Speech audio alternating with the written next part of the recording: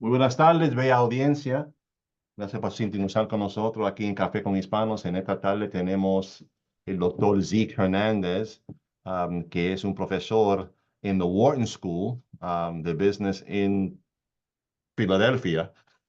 Filadelfia. En Filadelfia, sí, y ha trabajado haciendo investigaciones sobre inmigración y es un autor de un libro que ahí está en la pantalla que se llama The Truth About Immigration.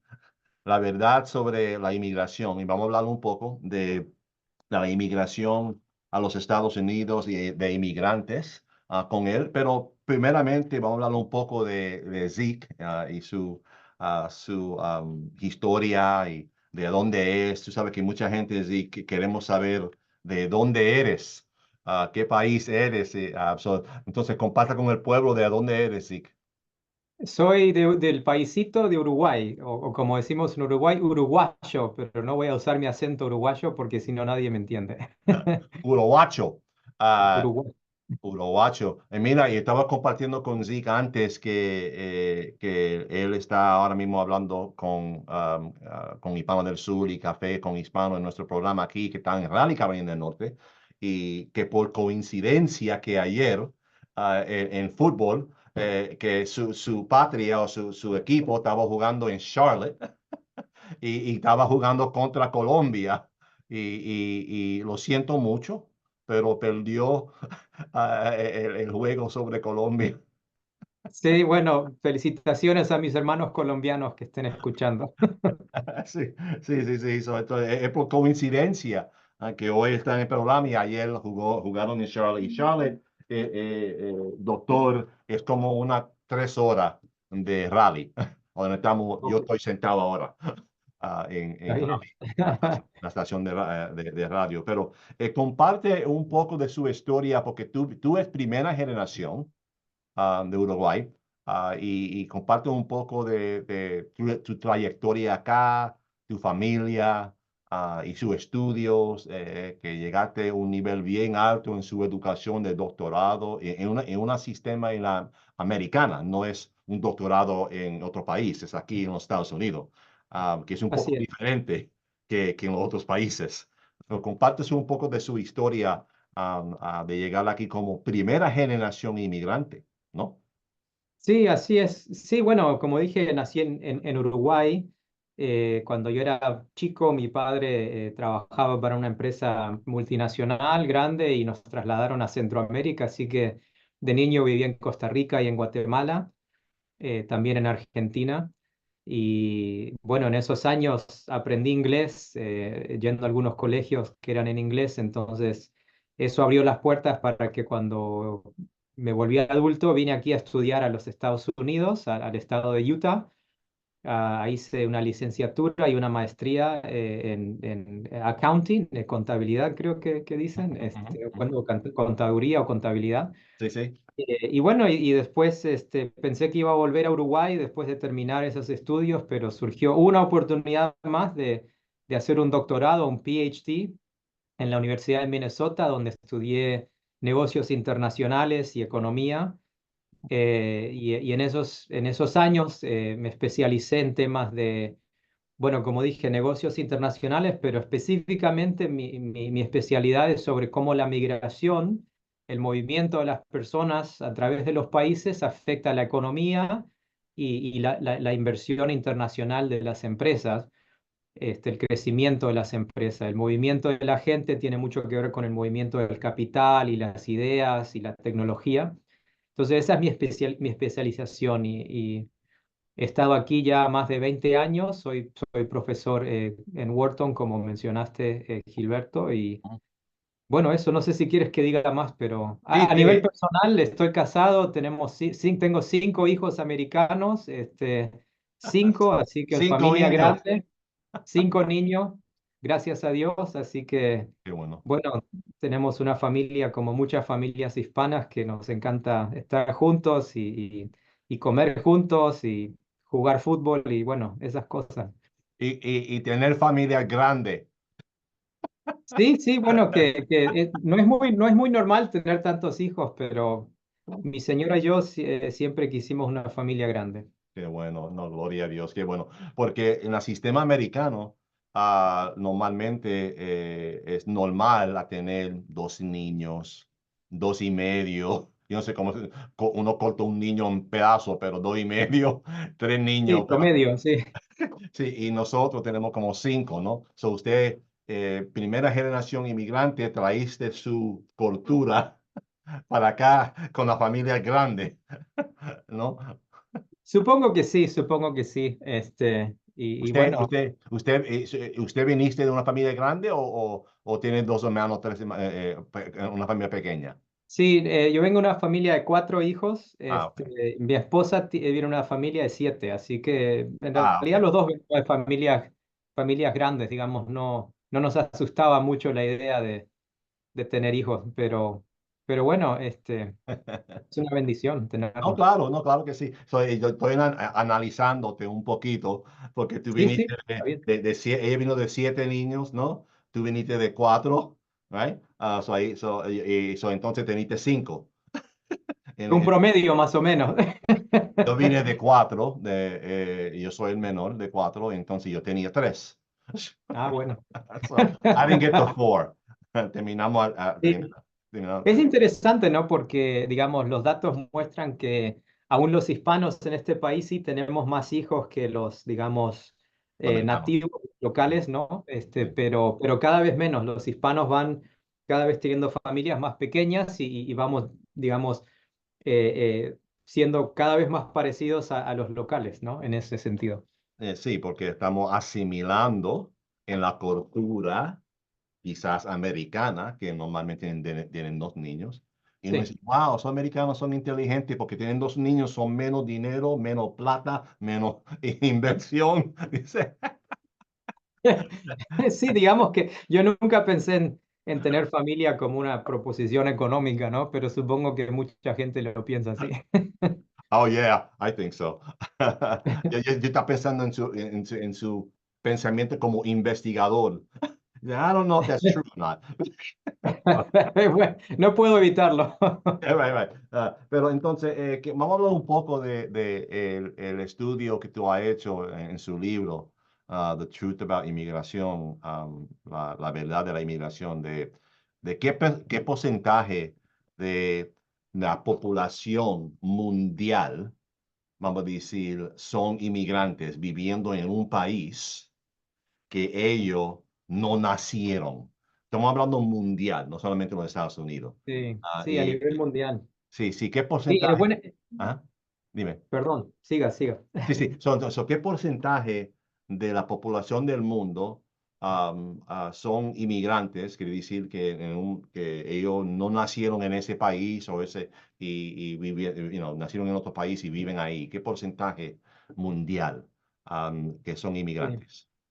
Sí, hay 8.000 millones de personas en el mundo y el 3,5%, 3,5% son inmigrantes. O sea que yo muchas veces le hago esa pregunta cuando hablo sobre la migración y la mayoría de la gente piensa que es mucho más, que es un porcentaje mucho más elevado, pero es el 3,5%, que no es poca gente, pero mucho menos de lo que piensa la mayoría.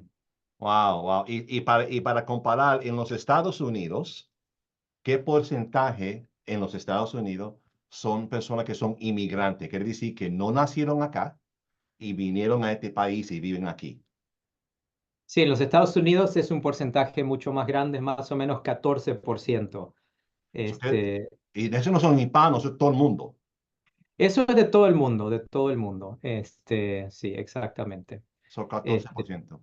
Dime. 14%, sí. Y la población total de los Estados Unidos son 360 millones, ¿verdad? Así que más o menos es una cantidad grande de personas, ¿no? Pero no es la mayoría, porque yo también, por ejemplo, a veces le pregunto mucho a los americanos, bueno, ¿qué porcentaje de su país son inmigrantes? Ajá. Y la persona promedio piensa que es casi 40%, ¿verdad? Mm. Que es un montón, pero no, son 14%, es menos de lo que piensa la gente. Bueno, sí, sí, sí, claro. Y ahora sabemos que la inmigración, el tema inmigración está en las noticias. está bien, es una papa bien caliente o una arepa bien caliente, un plátano bien Es, caliente. eso mismo, sí. Sí, sí, bien caliente. Entonces, ya está enfrente de la mente de la noticia y todo el mundo hablando de inmigración. Entonces, ¿qué porcentaje o cuántos años más o menos son los inmigrantes que han vivido aquí en los Estados Unidos, the average time que los inmigrantes han venido aquí, viven acá en este país? Bueno, y todos los inmigrantes así en total, de todos los orígenes y de todo tipo, no sé bien exactamente, no tengo el número exacto, pero son varios años, digamos. Lo que sí sabemos con un poco más de precisión es que mucha gente en este país está preocupada por los inmigrantes indocumentados. Ujú, Y eso sí sabemos que el 75%, o sea, bueno, hay más o menos 11 millones de inmigrantes indocumentados en este país, ujú, es más o menos el 23% del total, y de esos 11 millones, más de tres cuartos, más de la tres cuarta parte, así que casi 8 millones han estado aquí más de 10 años. ¿Verdad? Y el ujú, 20% han estado aquí más de 20 años. O sea que cuando mucha gente, digamos, piensa que el estereotipo del inmigrante indocumentado es ujú, una persona que acaba de cruzar la frontera y que ha estado ujú, aquí poquito, que no tiene trabajo, que no tiene familia, pero en ujú, realidad la gran mayoría son gente que viven aquí permanentemente, con familias, con hijos, con trabajos, con casas. ujú. O sea, es una población en realidad muy estable aquí en este país. Para clarificar para la audiencia, entonces, de los inmigrantes que están aquí en los Estados Unidos, que son sin documentos, um, la mayoría, 75% de ellos que están aquí sin documentos, ha estado en este país de 10 años, más o menos, De 10 años o más. y 10 años o más, y 25% son 20 años o más. Exacto, exacto. Hay gente que ha estado aquí hace mucho tiempo, De hecho, mucho. la mayoría, toda toda la atención en la noticia de la inmigrantes entrando por la frontera, toda esa gente no están aquí mucho tiempo, la mayoría son 10 años o más. Claro, claro. O sea, digamos, lo que se muestra mucho en las noticias, en especial en ciertos noticieros que están muy, como que muy obsesionados con ese tema, no Sí. refleja a la persona normal, digamos, que ha estado en este país por mucho tiempo. Incluso hay mucha gente que no tiene, digamos, documentos, Ujú, que aún tiene, por ejemplo, su empresa propia y contrata gente que es americana, ¿no? ujú. Entonces, bueno, no sé si le interesa hablar un poco de por qué tenemos tanta gente indocumentada, pero Habla, digamos, sigue. la, ¿Por qué? la- la razón es más que nada porque el sistema de migración de los Estados Unidos permite en realidad mucho menos gente por caminos legales de lo que el país necesita. O sea, este país necesita mucha mano de obra, las empresas de aquí de este país necesitan muchos trabajadores y el sistema no permite suficiente gente por caminos legales, entonces mucha gente viene por caminos ilegales y Mm, se queda permanentemente. Por ejemplo, cada año el sistema legal, digamos, el sistema que tenemos ahora fue establecido en 1990. Eh, en esos años, o sea que más de 30, hace unos 35 años, la economía en esos 35 años es más del doble del tamaño de lo que era en 1990. Entonces tenemos una economía mucho, mucho más grande, pero permitimos una cantidad de visas, más o menos 1 millón de green cards, ¿verdad? De residentes permanentes por año, ujú, ¿ok? Ahora, en este país se mueren 700.000 personas que están en la edad, digamos, ideal para trabajar, entre los 18 y los 65 años. El sistema no 700,000. permite 700,000. 700.000, ¿ok? 700,000. Ok. Y damos 1 millón de green cards Oh, por año. wow. Ok, ok. Ah, Pero de ese millón, menos de la mitad son inmigrantes nuevos que vienen a trabajar.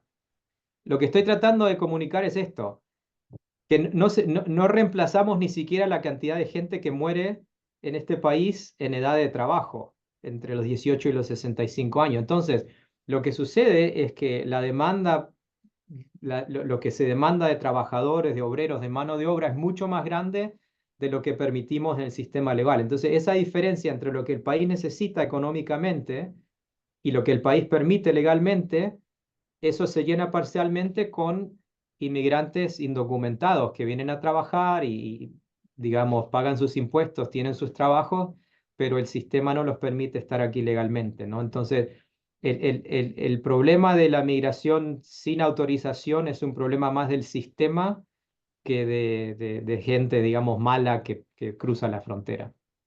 Sí, sí, sí, wow, bien interesante esa información. Gracias por compartir eso. Una pregunta sobre los inmigrantes que llegan acá a trabajar.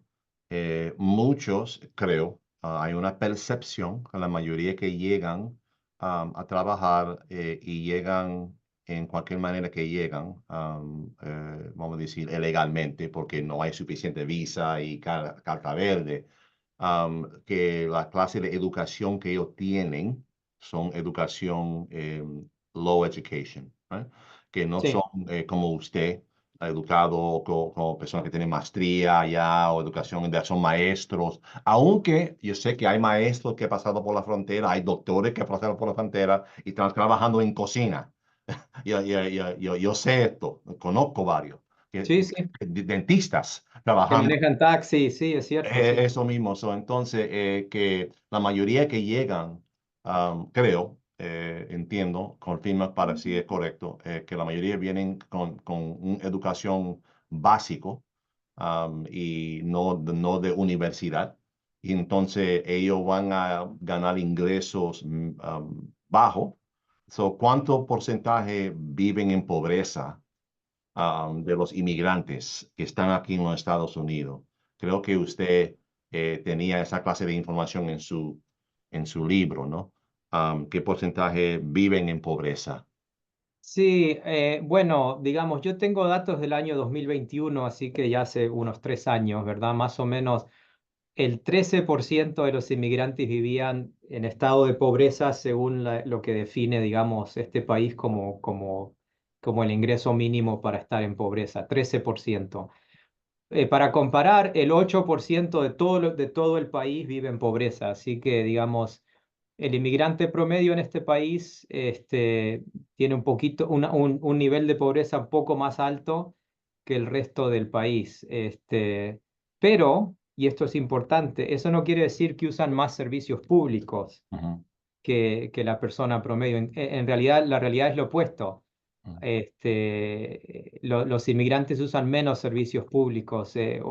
Un estudio reciente mostró que más o menos la persona promedio en este país recibe más o menos $8.000 de beneficios públicos. El inmigrante promedio recibe $6.000, ¿verdad?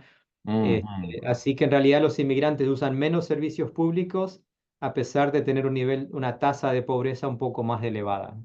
¿Por qué tú piensas, y estamos asumiendo en esa data, esa información, ese estudio que tú, no era su estudio, es otro estudio, ¿no? Es otro estudio, el estudio de servicios públicos es del Cato Institute, que es un instituto que Ah, estudia estos temas, sí. ok, ok, perfecto. Entonces, esa persona que ellos indican en ese estudio, yo sé que no es tuyo, pero de lo que tú entiendes de eso, esa persona que están recibiendo, vamos a decir, $6.000 en servicios sociales, y el americano nativo están recibiendo 8.000. ¿Esos son personas que están aquí legal o sin documentos? Son todas las personas, estoy hablando de Ya, todos los inmigrantes, ¿verdad? ok, ok. Si uno separa entre inmigrantes, digamos, que están aquí legalmente y los que están aquí sin documentación, los que están sin documentación usan aún menos servicios, Ujú, ¿verdad? ¿Por qué? Porque no califican para la mayoría de los servicios en la mayoría de los estados, ¿verdad? No pueden ujú, recibir food stamps ujú. o Medicaid, Medicaid o ajá, asistencia con la renta, ese tipo de cosas, ¿no? sí, Eso sí. es solo para inmigrantes legales. Entonces, en realidad, si uno, eh, digamos, el mito de que el inmigrante indocumentado viene aquí y usa servicios públicos, es un mito. Usan menos porque no califican, no pueden. Este, Ujú. sí. Sí, no, no, perfecto. Gracias por la clarificación, porque hay muchos que mal entienden que oyen una percepción negativa, pero también, en mi palabra, errónea, porque muchos piensan que los inmigrantes que llegan acá, que no solamente son hispanos, son haitianos, son de China, son de todo el mundo llegan acá. De todo el mundo, sí, de Vietnam, de un montón de países, sí. Eso mismo, si llegan acá y que hay una percepción que las personas que están aquí sin documento llegan ilegalmente, que están usando servicios públicos y el Medicaid, el welfare y todas esas cosas. Yo sé que en Carolina del Norte en particular, usted tendrá que proveer documentación que tú estás aquí legalmente, que dice un Social Security Card, una licencia de manejar, una visa o un visa de trabajo, que dice un estatus legal, que a donde te otorga un seguro social.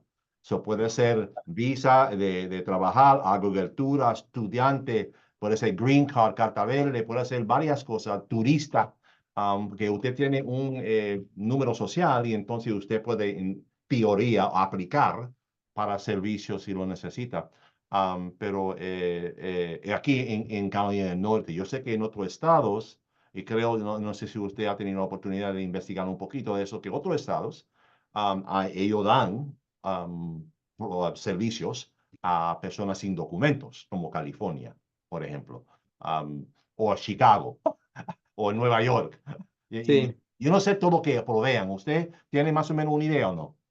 No tanto, no es mi especialización, pero sí, Ok. o sea, sí, más o menos sí sabemos que, por ejemplo, California es un estado Mm, que da mucho más servicios, ¿no? Sin importar el estatus legal, ujú. lo que usted mencionó, pero no tengo, digamos, números específicos para darle, ¿no? Sí, sí, como yo, como una que ya dirijo una organización comunitaria de base, hablando con personas en el estado y, que se sirven a la comunidad, me dicen que no es posible a buscar. Ahora, si ellos tienen niños, por ejemplo, una pareja sin documento tienen niños y esos niños son ciudadanos, nacieron acá, ellos tienen número social, ellos Sí, pueden recibir Medicaid, food stamp, tipo, ellos son ciudadanos. So, sí, sí, entonces, sí, sí, exacto, exacto. si los padres están manejando eso porque son los padres, pero los niños es la persona que está recibiendo los servicios, no los padres. Exactamente, sí, exactamente, sí. Y la otra cosa también que a veces cuando yo hablo con distintas personas que tampoco entienden mucho es que muchos dicen, bueno, también si alguien está aquí sin documentos no paga impuestos. En realidad eso no es verdad. Ujú.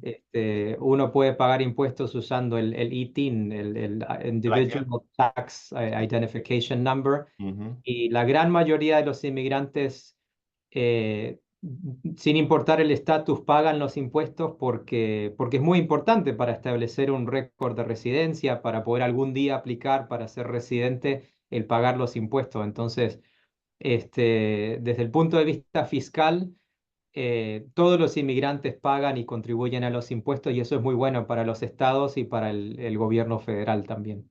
No, claro que sí. Otra vez es una percepción mal entendido otra vez, porque las personas no investigan el proceso, ¿no? Ellos solamente oigan comentarios de varias organizaciones. Otra persona dijo lo siguiente y no lo investigan.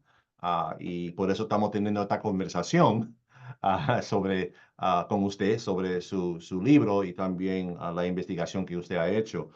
También usted ha mencionado en su libro, también en otra entrevista que ha hecho usted sobre la Carta Verde. ¿Qué son la mayoría de la gente que reciben la Carta Verde aquí en los Estados Unidos? ¿Quién son? Porque es bien interesante para el pueblo a oír eso. Sí, el sistema de migración de este país es muy peculiar, es distinto al sistema de casi cualquier otro país en este sentido. Yo había mencionado antes que en este país damos 1 millón de cartas verdes de green cards por año, más o menos, 1 millón, poquito más, 1 millón y poco. Bueno, dos tercios, o sea, el 66%, ¿verdad? La gran mayoría Ujú. van a lo que, digamos, a ver, lo voy a decir en inglés primero, family reunification, ¿verdad? Inmigrantes que vienen aquí con el sponsor, con un sponsor familiar, ¿verdad? O sea Ujú. que digamos, está casado con un ciudadano, con un residente, hijo, o tal vez pariente, tal vez padre, tal vez hermano o hermana de un residente, Punto de ¿verdad? clarificación, perdón, doctor. Por ejemplo, si la persona vive en Uruguay Sí, y usted vive acá en los Estados Unidos y usted tiene tu papá, por ejemplo, en Uruguay, y tú eres ciudadano, tú quieres traerlo para acá, sí, unirse con su familia, su abuelo, a los abuelos con los niños, ¿right? So, entonces, esa carta verde representa, esa persona, tu papá venga para acá y los Estados Unidos da a él un carta verde, representa los 66% porque están unificando la familia. exacto, Ok. pero Ajá, el ejemplo que usted dio no es el caso más común. El caso, porque hay prioridades, ¿verdad? O ajá, sea, la prioridad es primero esposo o esposa, o sea que si yo, digamos que si yo vengo aquí, mi esposa está en Uruguay, la primera prioridad es traer a mi esposa o acá. a un hijo menor de 18 años, que no sea adulto, Ok. ¿verdad? Entonces, el caso más común es ese, esposa, esposo o hijo o hija. Immediate family, se dice en inglés. Immediate Ok, family. ok, Y ajá. después la segunda prioridad es para padres, hijos mayores de edad o hermanos o hermanas, Ujú, ¿verdad? ujú. Entonces, esos casos que acabo de mencionar son 2 tercios de ese millón de cartas verdes anuales, 2 tercios son familia inmediata o familia, digamos, extendida. Pero eso no se aplica a primos, No, abuelos, ¿no? O sea, no es que es, digamos, sin fin, ¿no? Es familia bastante cercana. ajá, Entonces, 2 tercios es familia. Y digo que eso es muy peculiar porque la gran mayoría de los otros países en el mundo le dan mucho más prioridad a inmigrantes que vienen por temas de empleo, ujú, ¿verdad? Que vienen con trabajo o que tienen, por ejemplo, en Canadá, Canadá tiene un sistema de puntos según la educación y eso que uno tiene, le da más puntos a uno y entra al país. Aquí no tenemos un sistema así. Entonces, 2 tercios son para estos familiares y después el 15% son visas de empleo. Alguien que viene aquí con una empresa que ujú, es el sponsor, y ahí se le da prioridad a gente que tiene mucha educación, gente ujú. con licenciaturas, con maestría, con doctorados, em, es muy raro que le den una visa de empleo a alguien que no tiene educación universitaria. Entonces, la mayoría de la gente que viene sin educación universitaria por caminos legales, viene por medio de la familia, como acabo de mencionar. Y bueno, y después lo poquito que queda, porque entre el 66% y el 15% ya usamos casi todo el cien Casi por 90, ciento. ya, ya, ajá. Después hay la próxima categoría son inmigrantes humanitarios, refugiados, gente que con temas de asilo. Y después hay un pequeño porcentaje, 55.000 visas al año, que son 5%, que es lo que se llama la visa de diversidad, the diversity visa, que Ujú. se le da a gente que viene de países que no mandan muchos inmigrantes al país y meten el nombre en una lotería y ganan la lotería. Es un sistema bastante peculiar, como dije antes. No hay ningún país que tenga el mismo sistema. So, nosotros tenemos una, si puedo usar sus ejemplos como mi análisis, una sistema más amplia con inmigración de que otros países. Otros países, por ejemplo, Canadá, tú puedes entrar solamente si estás yendo para estudiar o yendo para trabajar en particular, pero no tienen todas estas otras categorías que tenemos nosotros.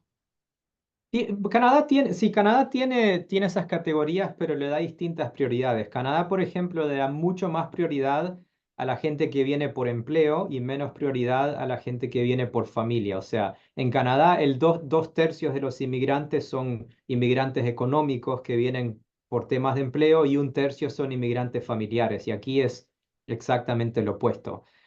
Este, Interesante. y la otra Ah, cosa que en este país tenemos es tenemos un sistema de visas no permanentes, de visas temporarias, digamos, employment visas, gente que puede venir por ejemplo, a trabajar para la cosecha, como la H2A ya. o la H1B, que son gente educada que viene a trabajar por 6 años y tiene que volver al país o volverse residente permanente. Y ahí damos unas 200, 300 mil visas por año, tal vez un poco más, 400 mil, pero no hay gente que se queda permanentemente.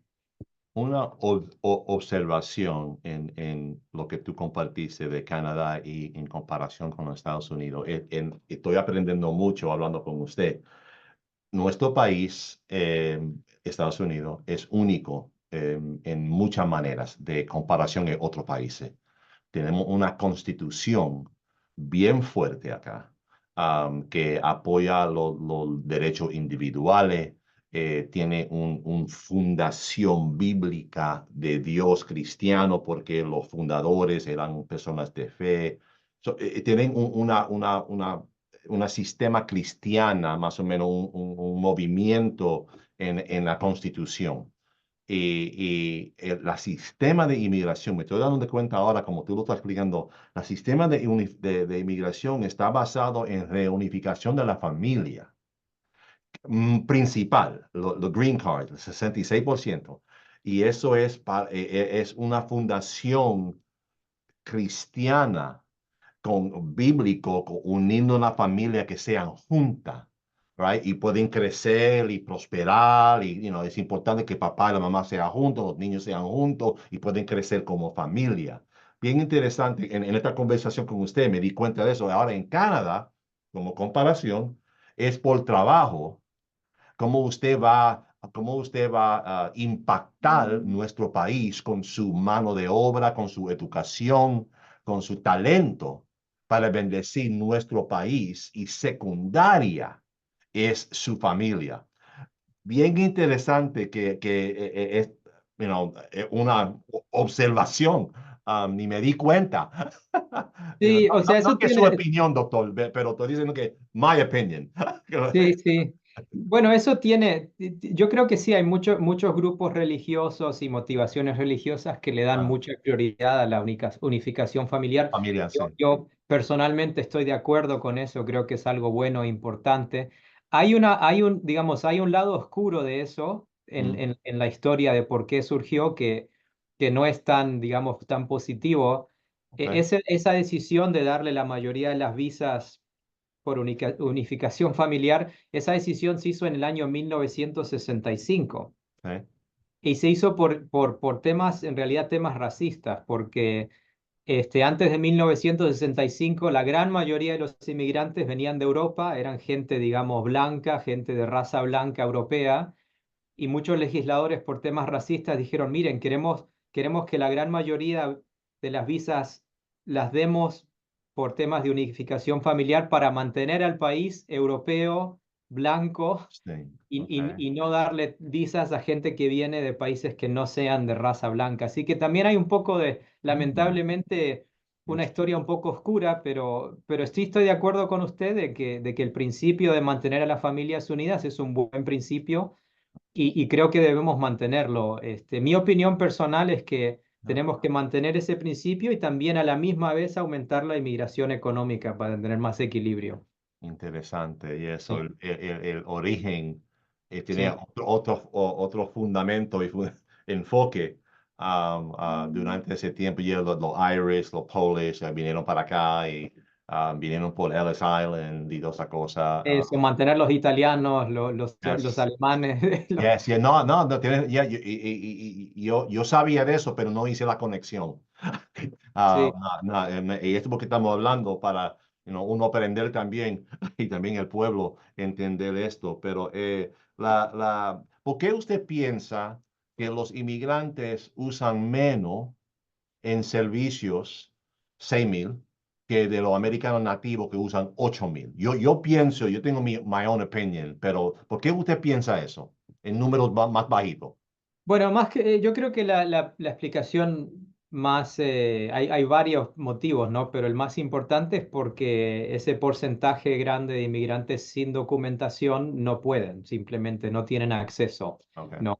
Yo creo que también hay un porcentaje grande de inmigrantes que simplemente no saben cómo funciona el sistema, ¿verdad? No saben aplicar, no saben, ni siquiera saben que existen ciertos servicios porque son nuevos en el país, no entienden cómo funciona el sistema y no utilizan o aplican para ciertos beneficios que podrían recibir. También es cierto, y esto no sé por qué, ¿verdad? Pero es cierto que los inmigrantes, en especial los inmigrantes hispanos, Ujú. como yo y como muchos otros, por algún motivo tenemos una tasa de empleo mucho más alta que la persona promedio.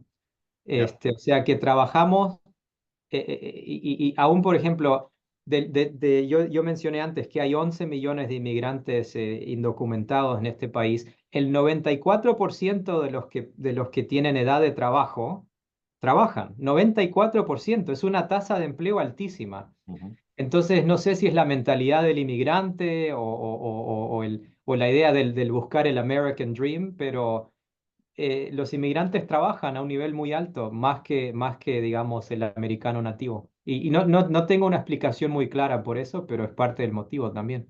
Pues yo te puedo decir mi razón por qué eso es.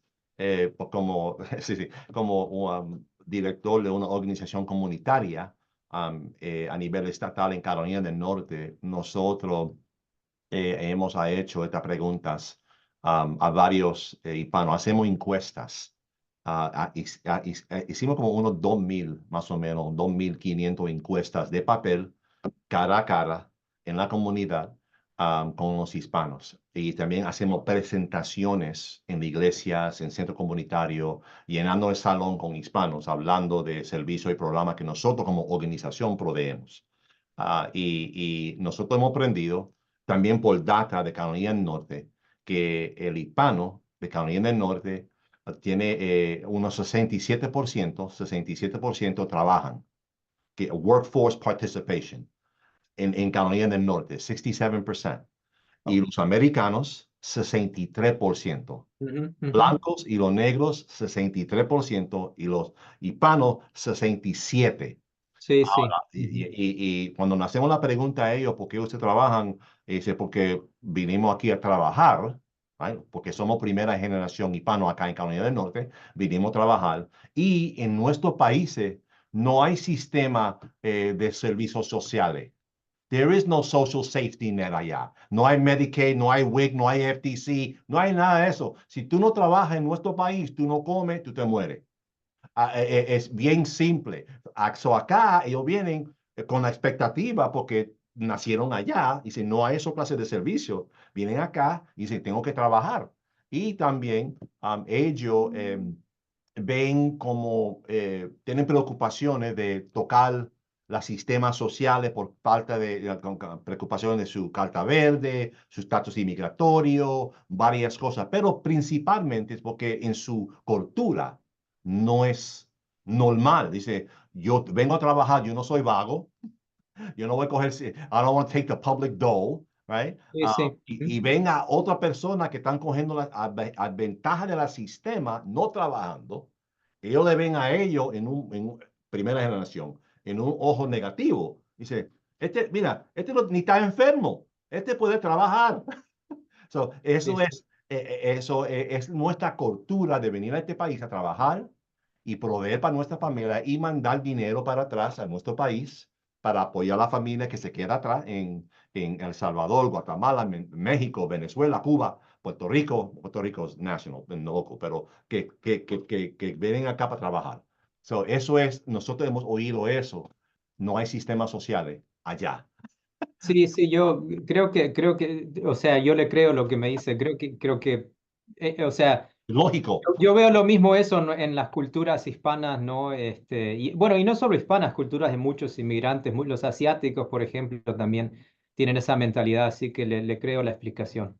También en esos países asiáticos, India, China, todos los China es communist, pero otros países, Indonesia, también no tienen esos clases de servicios sociales. América es bien generoso. Con Es un país, sí, es un país generoso. Yo creo que es bueno para el país. O sea, aún sabemos que culturalmente, ¿verdad? Esto no es tanto económico, pero por ejemplo, si uno le pregunta a un inmigrante si piensa que el futuro de sus hijos va a ser mejor que el futuro de uno mismo, claro. el 77% de los inmigrantes dicen que sí. Si uno Ujú. le pregunta a un nativo la misma pregunta, menos del 50% dice que sí. Entonces hay como cierto optimismo, cierta idea de perseguir el sueño americano que creo que le hace bien a una cultura, le hace bien a un país tener siempre, digamos, una ola de inmigrantes con ese optimismo, con ese empuje para trabajar. Es algo bueno, me parece. No, claro que sí. Otra pregunta sobre su estudio. ¿Usted ha entendido o ha sido una pregunta o tienen un entendimiento de cómo los inmigrantes que llegan acá a primera generación, cómo ellos, qué son su enfoque político?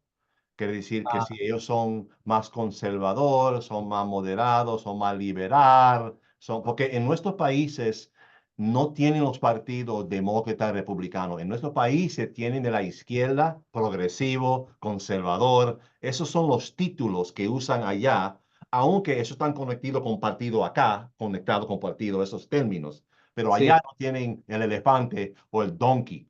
sí, sí, entiendo. Entiendo lo que me pregunta. Sí, sí. Mire, esto es muy interesante. O sea, hay algunas, digamos, no sé si puedo responder la pregunta exactamente como usted me la hizo, pero Ajá. hay algunas cosas que sí sabemos que son muy interesantes.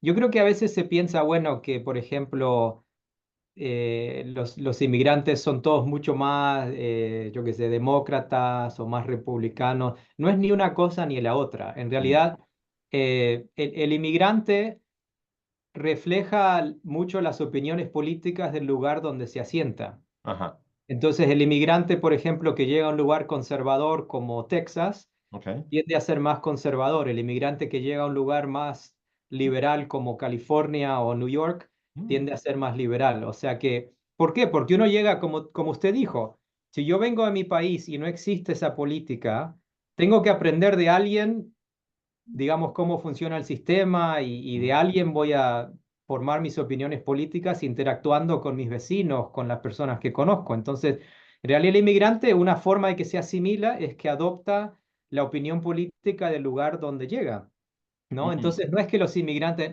no es correcto decir, bueno, mire, el voto hispano es más demócrata o más We're republicano. En not realidad monolithic. Yeah. no es monolithic, ¿verdad? Y también la otra cosa es que los hispanos no somos un grupo, ¿verdad? O sea, el peruano es distinto que el venezolano, que el uruguayo, que el brasileño, que el puertorriqueño. Lo que sí sabemos, hay un área en la que los inmigrantes tienden a ser más conservadores y es en ciertos temas sociales. Ujú, Por ejemplo, los inmigrantes son más religiosos, ujú, tienden a tener familias más tradicionales, ujú, están más en contra del aborto, por ejemplo. Entonces, en ciertos temas sociales, el inmigrante promedio es un poco más conservador que el local, pero eso no se aplica a todas las opiniones políticas, ¿entiende? ujú. Este, entonces esa es la mejor respuesta que puedo darle. Y eso, y en su respuesta, eso fue en general que tu respuesta, basado en el investigación que tú has hecho con tu estudio de su libro de The Truth About Immigration, o eso es más o menos anecdotal, como tú lo entiendes, y otras que tú has leído en otros lugares, como para entender esa respuesta política. Sí, son respuestas, son estudios que han hecho politólogos, ¿verdad? Gente que Okay. estudia ciencias políticas, que estudian las opiniones políticas de la gente, de los que votan. Ujú. Entonces sí, esos lo que dije está basado en estudios.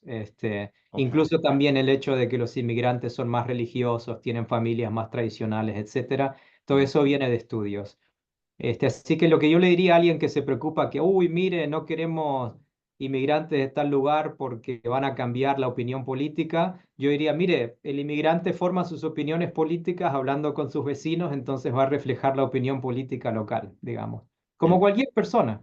sí, claro, claro, va aprendiendo y cambiando, modificando sus pensamientos en varias áreas. Y en general, en la investigación que tú has hecho para tu libro, todos esos estudios, ¿usted ha hecho la mayoría de la investigación tú mismo con gente en Wharton o tú cogiste, vamos a decir, 20%, 50% es mi estudio personal con mi grupo y yo cogí otro estudio, Cato, toda esa cosa, y hice un análisis y incluí eso en mi libro? Tengo una causa para esa pregunta, pero contéstala para que yo pueda responder. Sí, bueno, depende del tema. O sea, el libro es Ah, un libro muy ambicioso, cubre muchos temas. La mm, primera mitad cubre cómo los inmigrantes afectan la economía ok. y la otra mitad cómo los inmigrantes afectan a la sociedad, ¿no? Ujú, Entonces, hay 10 capítulos. De los dos, hay dos capítulos que están basados muy fuertemente en la investigación que yo he hecho directamente. Este, ujú, y después los otros 8 capítulos son temas que han estudiado otros. Pero una cosa importante que quiero ujú, enfatizar es que no es que yo formé mi opinión antes y fui a buscar estudios digamos, que estaban de acuerdo con mi opinión. Yo empecé muy agnóstico, yo no tenía, digamos, la agenda de ir y decir que los inmigrantes son buenos o malos o neutrales, ¿no?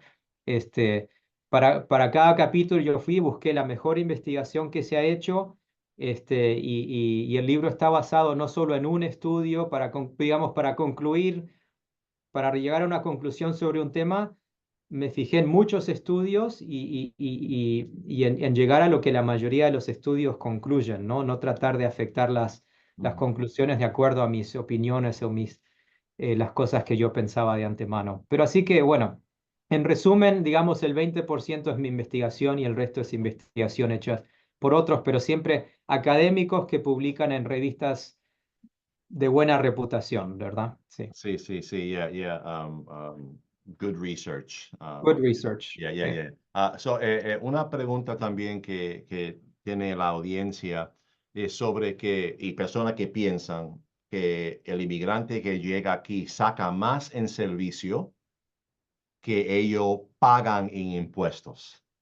Usted puede clarificar eso porque ese statement es correcto up to a certain point. So, clarifícalo un poco. El inmigrante saca más en servicios antes que pagan ellos en taxes y aportación a la economía. Clarifica eso. Tú me lo Sí. dijiste antes, pero clarifícalo. Bueno, es un tema un poco complicado, no es difícil, pero un poco complicado. O Okay. sea, como dicen en inglés, the short answer, ¿verdad? La conclusión Sí. es que el inmigrante contribuye mucho más de lo que usa en beneficios, Okay. ¿verdad?